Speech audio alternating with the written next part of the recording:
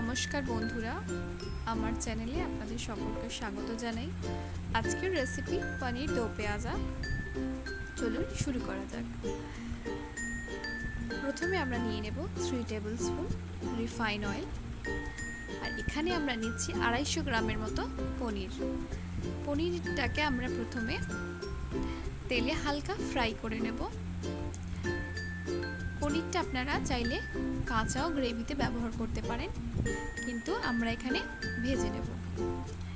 তার মধ্যে দিয়ে দেব, ভাজার সময় আমরা হালকা নুন এর মধ্যে দিয়ে দেব। আস্তে আস্তে ভাজা হয়ে গেলে উল্টো দিকটা আমরা উল্টে পনিরে ফ্রাই করে নেব আস্তে আস্তে। পনিরটা ভাজতে মোটামুটি 2 মিনিটের মতো সময় লাগবে। একটু লালচে হয়ে গেলে আমরা একটা প্লেটের মধ্যে এটাকে তুলে রেখে দেব।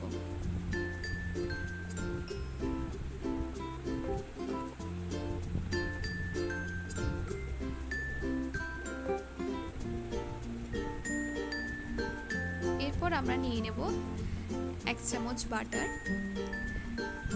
এটা একটু গরম হলে তার মধ্যে আমরা পেঁয়াজটাকে হালকা ফ্রাই করে নেব। এই পেঁয়াজটা অবশ্যই একটু বড় সাইজের কেটে নেব।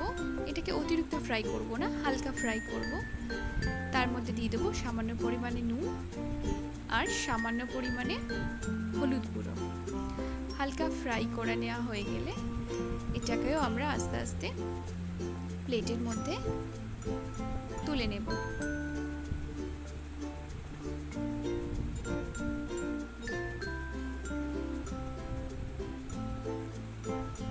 তারপর আমরা আবার নিয়ে নেব 3 চামচ রিফাইন অয়েল। এতে দেব 3টে এলাচ, দেব 2টো লবঙ্গ, আর দেব দারচিনি আর একটা তেজপাতা। এটা একটু গরম হয়ে গেলে তার মধ্যে দিয়ে দেব আমরা 1 চামচ জিরে।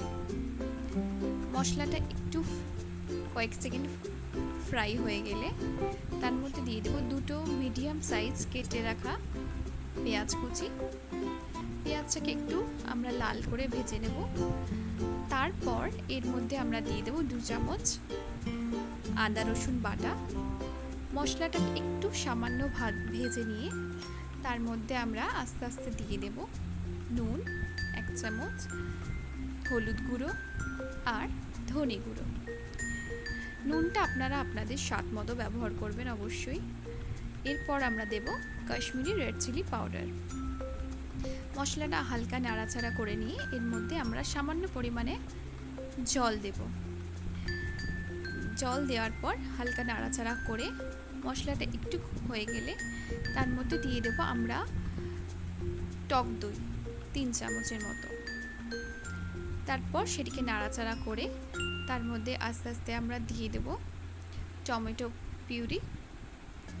সেটাকে আস্তে আস্তে আমরা ভালো করে মিক্স করে নেব। মিক্স করা হয়ে গেলে এর মধ্যে আমরা দিয়ে দেব 1 কাপের মতো জল। তারপর মশলাটাকে জলের সাথে পুরোপুরি মিশিয়ে দিয়ে তার মধ্যে আমরা দিয়ে দেব 2টি কাঁচা লঙ্কা। আপনারা বেশিও ব্যবহার করতে পারেন। মশলাটাকে আমরা 5 মিনিটের মতো ফুটিয়ে নিয়ে তার মধ্যে দিয়ে দেব মগজদানা আর কাজু বাদাম বাটার পেস্ট। মশলাটাকে একটু নাড়াচাড়া করে নেব আবার। তারপর 2 মিনিটের মতো আমরা এটাকে একটু ফুটতে দেব। গ্রেভিটা একদম রেডি হয়ে গেলে তার মধ্যে আমরা আস্তে আস্তে অ্যাড করে দেবো ভেজে রাখা পনিরের টুকরোগুলো এবং তার ভালো করে মিশিয়ে নেব পনিরের সাথে গ্রেভিটাকে।